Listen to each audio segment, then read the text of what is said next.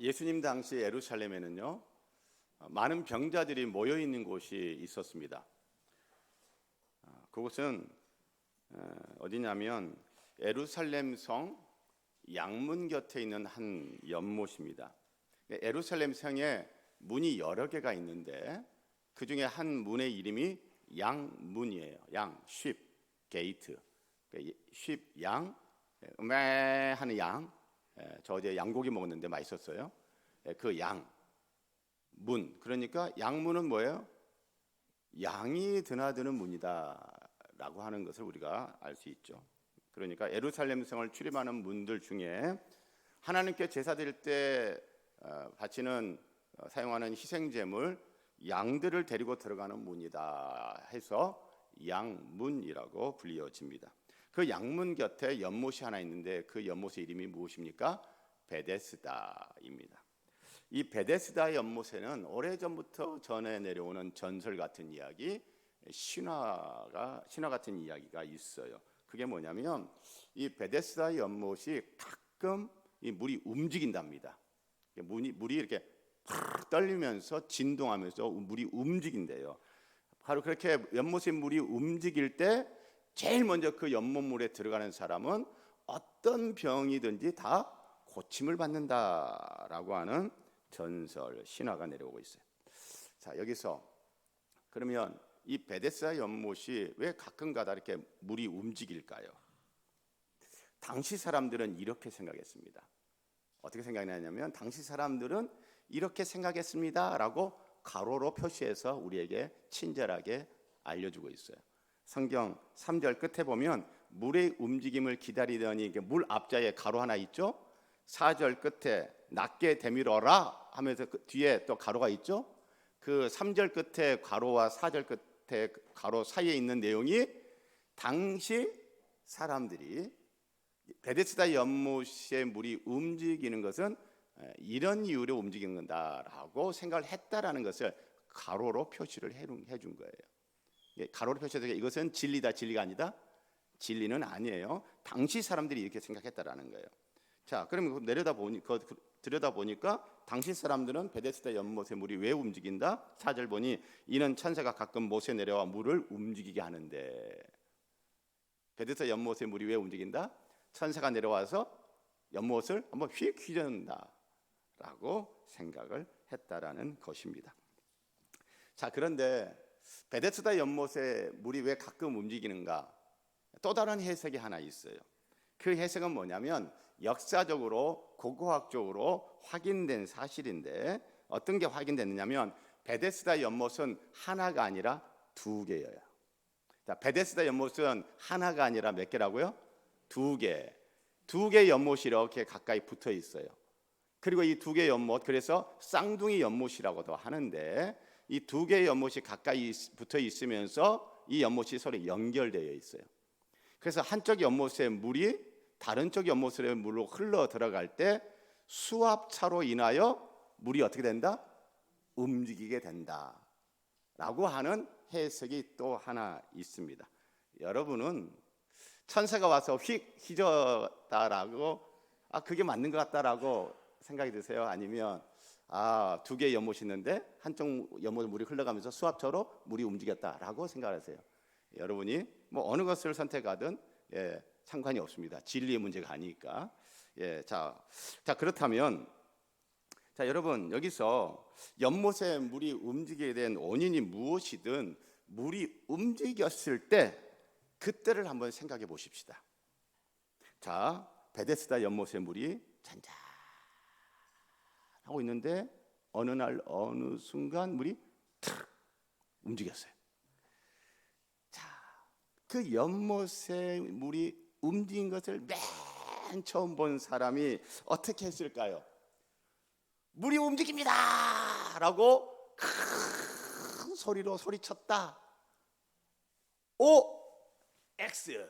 자, 제가 질문하면 바로 여러분들은 크게 손을 한번 해보세요. O 해보세요. O. 그다음 X. 뭐 여기 안 보이게 뭐 O, X 뭐 이렇게 하시면 안 돼.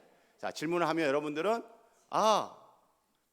물이 움직이는 걸 처음 본 사람이 물이 움직인다라고 소리쳤다. 라고 생각되면 O. 소리 안 쳤을 것 같아 라고 하면 X 하는 거예요. 자, 질문 던집니다. 자, 와, 물이 움직인다. O, X. 예, 좋습니다. O도 있고 X도 있습니다. 저 같으면요, 소리 안 쳐요. 소리 왜 쳐요? 물이 움직일 때 맨 처음 들어가는 사람만 어떻게 된다? 고침을 받는다. 그러니까 다른 사람이 물이 움직이는 걸 알면 돼, 안 돼? 안 돼. 내가 움직이는 걸 맨 처음 봤어. 그럼 어떻게 해요? 말 안 하고 조용히 막 가가지고 물론 펑당 들어가야지. 다른 사람들이 알면 큰일 나. 내가 들어가야 돼. 말 안 할 것 같아요. 저 같으면 조용히 들어갔을 겁니다. 여러분, 이런 연못 베데스다는요, 선착순 사예요. 무한 경쟁 사예요. 그래서 좋은 것은 함께 공유한다, 공유하지 않는다? 공유하지 않아요. 지금은 제 두 아들들이 이미 대학도 가고 대학도 졸업을 했는데, 그 중고등학교도 시절에 이제 대학 입시를 앞두고 뭐 그럴 때 이런저런 이야기를 제가 듣게 되잖아요. 이런 이야기를 듣게 됐어요. 뭐냐면, 왜 이제 주로 이제 엄마들이 특히 그 관심이 더 많잖아요. 더 신경을 많이 쓰고. 엄마들이 이렇게 이제 어울리는 엄마들이 있어. 이거 뭐 동네에. 그래가지고 같이 친하게 지내요. 같이 밥도 먹으러 다니고, 같이 카페 가서 차도 마시고, 뭐 언니 뭐 어쩌고 하면서 그냥 하하하하 막 잘 지내요. 얼마나 가깝게 친하게 지내는지 몰라요. 그런데 국어 과목은 국어는 누구 선생님이, 영어는 누가, 수학은, 그럼 특히 개인 과외다 그러면, 자, 내가 정말 국어 논술을 아주 잘 가르치는 과외 선생님을 알게 됐어. 그럼 내 자녀를 그 선생님한테 보내가지고 과외를 받게 해요. 공부하게 해. 그럼 이 선생님 이 좋은 정보를 그 친하게 지내는 친구 엄마들한테 이야기할까 안 할까? 안 한대요. 안 해. 왜 안 해요? 아무리 친해도 이 친하게 지내는 이 친구 엄마들의 자녀는 내 자녀의 경쟁자야.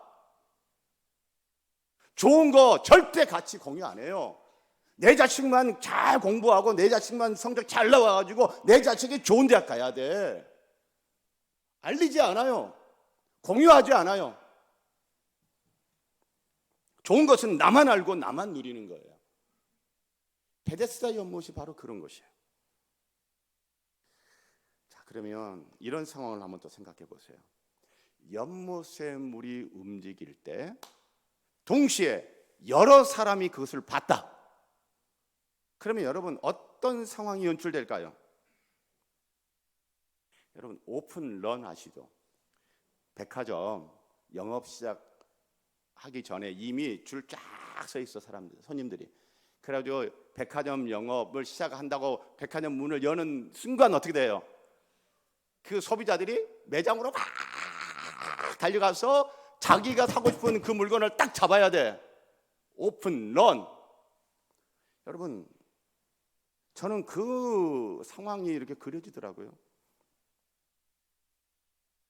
연못의 물이 움직일 때 그들 동시에 여러 사람이 봤다. 그러면 어떻게 돼요? 연못으로 들어가기 위해서 최선을 다하지 않겠습니까? 저는 그래서 그것을 일명 바이브레이션 런이라고 했어요. 바이브레이션이 뭐예요? 떨림이에요. 떨림. 이런 거죠. 천사의 말을 하는 사람도 사랑 없으면 소용이 없고, 이렇게 떨리는 거, 바이브레이션. 연못의 물이 떨려요, 움직여요. 그럴 때 그 연못의 물에 자기가 제일 먼저 들어가려고 사람들이 기어가든 뛰어가든 막 와 달려드는 거죠.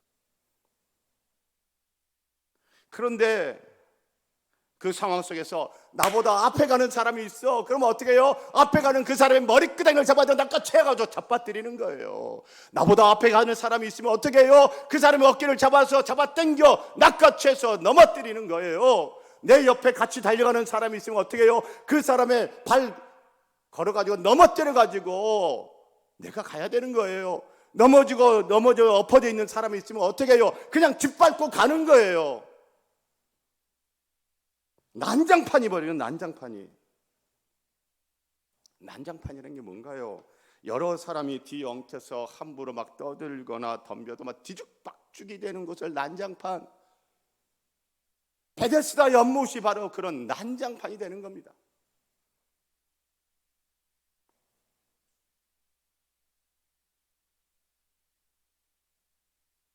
자비라고는 찾아볼 수 없는 무자비함만이 난무하는 곳, 연못 베데스다. 그런데 바로 그 연못의 이름이 뭐예요? 자비의 집이에요. 성경에 히브리어로 베데스다, 이 베데스다라고 번역되어 있는 것은 히브리어로 벳 헤세드, 벳이라는 단어와 헤세드라는 단어가 합쳐져서 합성어예요. 벳은 집이에요. 자, 예수님이 태어난 곳이 어디죠? 베들레헴. 벳, 집과 레헴, 떡집이라는 벳레헴, 그러니까 베들레헴에서 태어나셨어요. 창세기 보면 야곱이 바다나람으로 도망을 가면서 하룻밤 잠을 잤는데 거기서 하나님을 만나게 되잖아요. 그래서 잠에서 깨가지고 돌기둥을 세워놓고 여기가 무엇이다? 벳엘이다. 벳, 집, 엘, 하나님, 하나님의 집, 벳엘. 지금 여기서 베데스다는 벳이라는 단어, 집이라는 단어와 헤세드는 굉장히 다양한 것을 품고 있는 단어인데 자비, 인애, 사랑, 은혜 이런 것들을 품고 있는 굉장히 폭넓은 단어예요. 자, 그러니까 베데스다, 자비의 집이라는 그 자비의 집에 자비가 없어. 자비의 집에 무자비함만이 있는 거예요. 은혜의 집에 은혜가 없어요. 은혜의 집에 무정함만이 있는 거예요. 사랑의 집에 사랑이 없어요. 사랑의 집에 악의 다툼만이 있는 거예요. 베데스다 연못은 마치 우리가 살아가는 세상의 축소판 같지 않습니까? 그 베데스다라는 세상에 예수님이 찾아가십니다.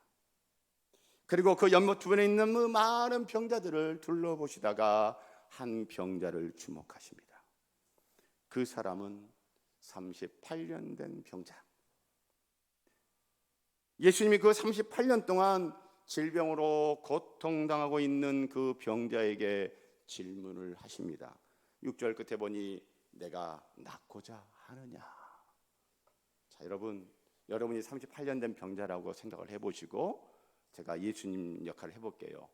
자, 제가 질문을 하면 여러분 대답을 해보세요. 내가 낫고자 하느냐? 예.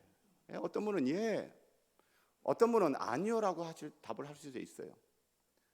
38년 동안 평생 동안 제가 이렇게 살았는데 그 당시 평균 수명을 생각해 보면 제가 이제 얼마나 더 산다고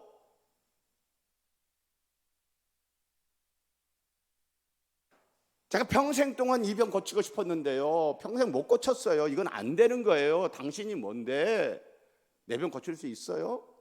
어림없어요. 병 고침에 대한 의지도 꺾여버렸고 그 어떤 희망도 없는 상태.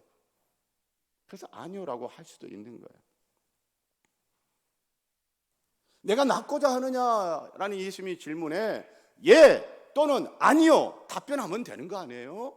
그런데 이 병자가 어떻게 답변을 합니까? 7절에 보니 병자가 대답하되 주여 물이 움직일 때에 나를 못에 넣어주는 사람이 없어 내가 가는 동안에 다른 사람이 먼저 내려가나이다. 이게 뭐예요? 예 하든지 아니요 하든지 하면 되는데 뭐 이렇게 말이 많아. 근데 이 병자의 답변 안에 들어있는 병자가 갖고 있는 마음을 보여주고 있어요. 제가 그 마음을 한번 풀어헤쳐 볼게요. 크게 세 가지예요. 하나는 뭐냐면요, 남 탓하는 거예요. 주여 물이 움직일 때 나를 못에 넣어주는 사람이 없어서 제가 아직까지 이 병 못 고치고 여전히 제가 이렇게 움직이지도 못하고 제가 이렇게 살고 있습니다.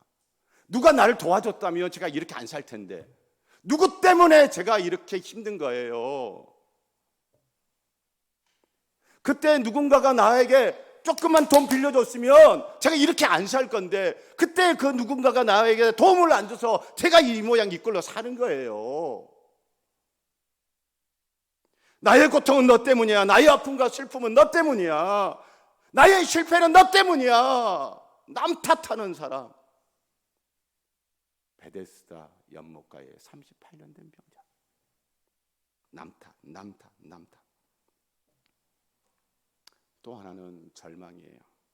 나 이 병은 고칠 수 없어. 나는 이 문제에서 헤어날 수가 없어. 나는 움직일 수도 없는데, 내가 할 수 있는 것은 아무것도 없어. 그 어떤 기대도, 그 어떤 희망도 없는 절망. 그래서 예라는 답변이 안 나오는 거예요. 또 하나는 뭐냐면 분노예요. 1등만이 살아남는 세상에 대한 분노, 강한 자만이 살아남는 세상에 대한 분노, 약한 자는 거들떠보지 않는 세상에 대한 분노, 움직이지도 못하고 가다가 엎어져서 누워있는데 짓밟고 그냥 가버리는, 약한 자는 거들떠보지도 않는 세상에 대한 분노. 이런 분노 가운데 절망하며 남 탓하고 있는 사람, 여러분, 이런 사람이 여러분에 있다면 여러분 그 사람 도와주고 싶어요? 아니면 멀리하고 싶어요?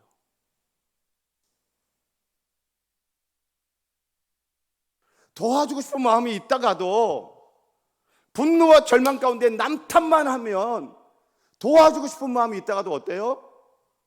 도와주고 싶은 마음이 싹 사라질 것 같아요.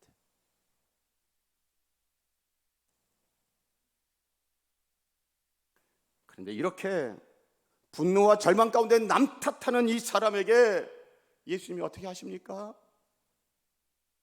깊이 하지 않으세요. 멀리 하지 않으세요. 이렇게 말씀하십니다. 8절에 예수께서 이르시되 일어나 내 자리를 들고 걸어가라. 그랬더니 9절에 그 사람이 곧 나와서 자리를 들고 걸어가니라. 아멘. 이렇게 분노 가운데 절망하며 남 탓만 하는 이 사람에게 예수님은요, 자비를 베풀어 주십니다. 은혜를 베풀어 주십니다. 자비를 베풀어 줄 만한 사람이 아닌 것 같아. 그런데 예수님은 자비를 베풀어 주세요. 은혜를 베풀어 줄 만한 사람이 아니라고 보여요. 그런데 예수님은 은혜를 베풀어 주세요. 자비가 없는 자비의 집에서 자비를 베푸십니다. 누가? 여러분 대답해 보세요. 자비가 없는 자비의 집에서 자비를 베푸십니다. 누가? 예수님이. 이제 제가 질문을 던지면, 누가라고 질문을 던지면 여러분의 답은 무조건 뭐예요? 예수님. 제가 한번 연습하겠습니다. 누가? 여러분 예수님 크게 좀 답을 하면 안 될까? 예수님이 부끄러우신가? 나 예수님이 부끄러워. 그런 거예요? 자, 다시 한번. 누가? 할렐루야. 한번 해보십시다. 자비가 없는 자비의 집에서 자비를 베푸십니다. 누가? 은혜가 없는 은혜의 집에서 은혜를 베푸십니다. 누가? 사랑이 없는 사랑의 집에서 사랑을 베푸십니다. 누가? 자비가 없는 무자비한 세상에서 남탓, 절망, 분노하며 살아가는 인생에게 자비를 베푸십니다. 누가? 은혜가 없는 무정한 세상에서 남탓, 절망, 분노하며 살아가는 인생에게 은혜를 베푸십니다. 누가? 할렐루야. 이 대목에서 요한복음 1장 14절 말씀이 다시 생각나는 거예요. 말씀이 육신이 되어 우리 가운데 거하시매 우리가 그의 영광을 보니 아버지의 독생자의 영광이요 은혜와 진리가 충만하더라. 할렐루야. 말씀이 육시 되신 예수님, 하나님 아버지의 아들인 독생자 예수님은 은혜가 충만하더라. 할렐루야. 예수님은 자비가 충만하십니다. 예수님은 은혜가 충만하십니다. 자, 그런데 예수님 그 당시에 유대인들은 은혜가 충만하신 분 하면 누가 떠올라요? 예수님 당시 유대인들은 은혜가 충만하신 분 하면 누가 떠올라요? 하나님이에요. 하나님. 출애굽기 34장 6절에 하나님께서 모세에게 말씀하십니다. 여호와께서 그의 앞으로 지나시며 선포하시되 여호와라 여호와라 은혜롭고 자비롭고 은혜롭고 노하기를 더디하고 인자와 진실이 많은 하나님이라. 아멘. 자비로우신 분이 누구예요? 여호와 하나님. 은혜로우신 분이 누구예요? 여호와 하나님. 인자가 많은 하나님. 인자, 헤세드, 자비, 은혜가 많으신 하나님이 누구예요? 은혜가 많은 분이 누구예요? 하나님이에요. 자, 그러니까 오늘 베데스다 연못에서 38년 된 병자를 고쳐주시는 이적을 행하는 이적 이야기가 하고 싶은 이야기는 무엇입니까? 자비가 없는 집, 사랑이 없는 집, 은혜가 없는 집에서 자비와 은혜와 사랑을 베푸신 은혜가 충만하신 예수님은 곧 누구다? 여호와 하나님이시다. 할렐루야. 그래서 제가 생각해 보니 여기까지 제가 설교 원글을 쓰고서 찬송을 불렀어요. 은혜가 풍성한 하나님은 믿는 자 한 사람 어제도 오늘도 언제든지 편찮고 보호해 주시네. 아멘. 하나님은 은혜가 충만하십니다. 예수님이 바로 그 은혜가 충만한 하나님이십니다.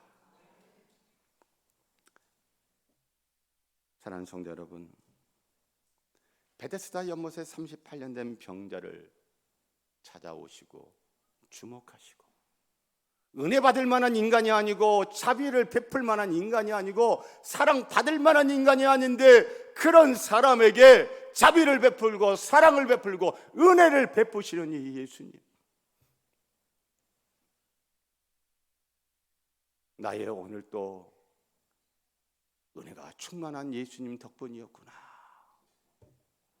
내가 믿음이 좋아서 내가 뭐 잘나서 오늘의 내가 있는 것이 아니구나. 나도 한때는 은혜 받을 만한 인간이 못 되었고, 나도 한때는 자비를 받을 만한 인간이 못 되었고, 나도 한때는 사랑 받을 만한 인간이 못 되었는데 어찌하여 내가 나의 오늘이 여기 있는가? 내가 잘나서가 아니구나. 은혜가 충만한 주님 덕분이구나. 할렐루야. 그리고 나의 미래도 은혜가 충만한 주님 덕분에 나의 미래도 있을 것이다. 할렐루야. 그 은혜가 충만한 주님이 나에게 은혜를 주실 때 나의 미래가 있는 거구나. 나의 미래가 있다면 그 충만한 은혜 가운데서 우리 주님이 나에게 은혜를 주실 때다. 할렐루야. 사랑하는 성도 여러분, 우리 오늘 말씀을 기억하면서 다시 한번 곡조 있는 기도로 올려드리십시다. 찬송가 300장, 내 마음이 낙심되며 근심에 눌릴 때 주께서 내게 오사 위로해 주시네. 가는 길 캄캄하고 괴로움 많으나 주께서 함께하며 내 짐을 지시네.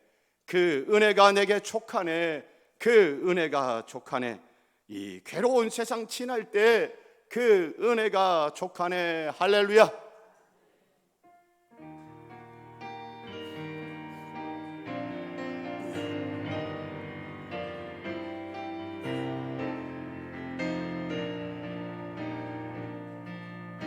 내 마음이 낙심돼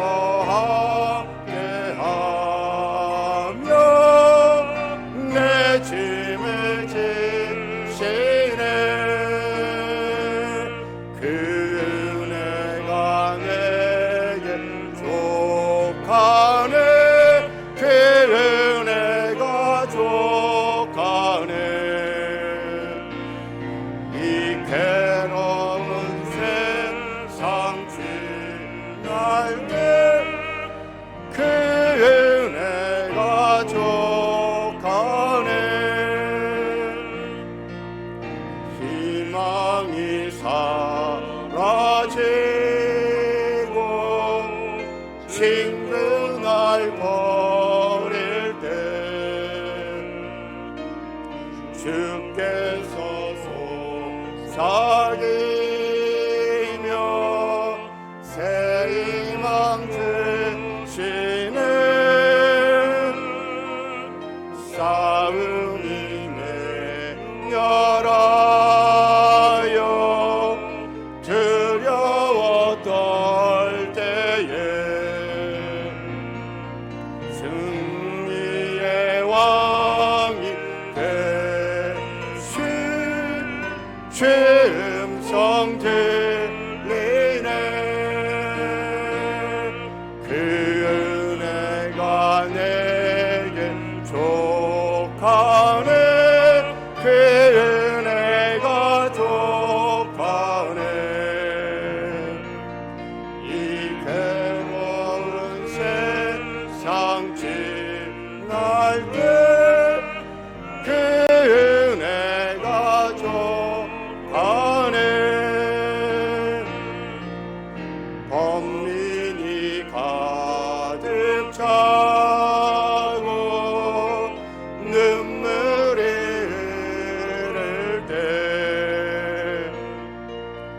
주 나의 곁에 오사 위로해 주시네.